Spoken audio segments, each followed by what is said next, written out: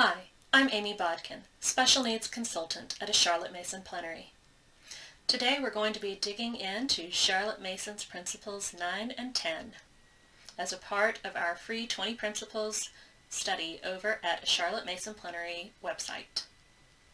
If you haven't seen Rachel's video on Principles 9 and 10, I would definitely check it out because she digs deep into where it came from and the many things that Charlotte wrote about Principles 9 and 10. I tend to break up the principles when looking at them from a developmental special needs perspective into three categories: body, mind, and soul, or spirit. The first 8 principles we talked about are what I call the body section because it regards how we physically treat children.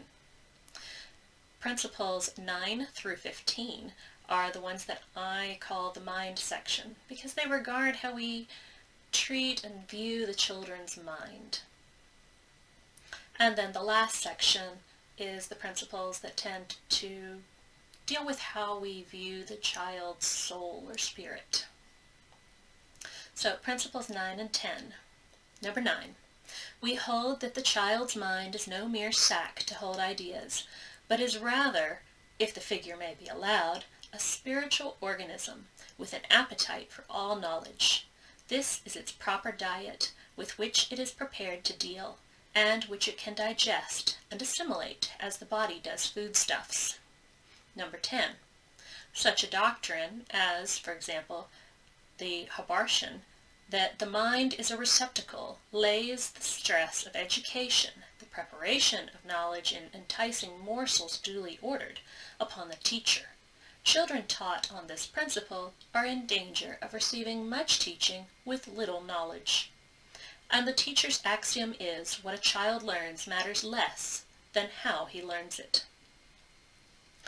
We already talked about this a little bit in the previous principle, number 8, which kind of alluded to that with the idea that education is a life. Because as we live, we need nourishment, and the mind is nourished on ideas.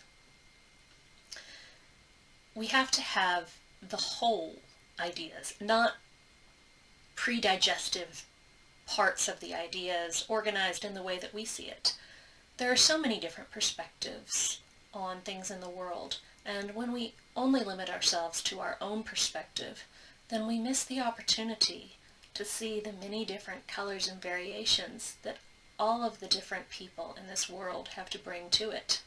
Our children are unique, especially those who have special needs. They have a unique perspective on this world, and they're going to read things differently maybe than you or the next person might. And so it's really exciting to get to see how their minds choose to digest different ideas. If we all had to see the world exactly the same way and get the same exact ideas, we wouldn't have the innovation that we do in so many areas of study like science and technology, especially right now. It takes a different perspective, a certain amount of creativity. And that's very useful because our children are special. They each have their own perspective, and they give something beautiful to the world.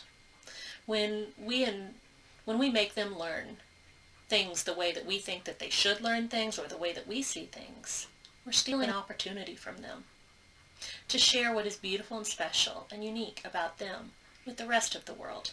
And we're also stealing from ourselves an opportunity to learn ourselves about a different perspective and the unique beauties that our child brings to the world. Our children are not robots to be programmed. They are not sculptures to be modeled. They are living, breathing people. We cannot quantify them with numbers. We cannot plan out an exact curriculum of everything that they need to know to graduate. It is really more of a diet, that we are taking in food, and that changes who we are. And we have to look at, okay, well, where are you now? And what do you need to find a little bit more balance in your diet? Because we can't feed you only kale. That won't work. And so, okay, we've had some science. We've seen a lot of growth there. Oh, but you haven't had a whole lot of history. Let's add some of that in. And so that's why it's really difficult to plan a complete curriculum out for a child from start to finish, from the very beginning, because you don't know how that child's going to grow. I mean, we try, but that's why a lot of times we end up adapting curriculums, because each child is different and they grow at different rates and in different ways.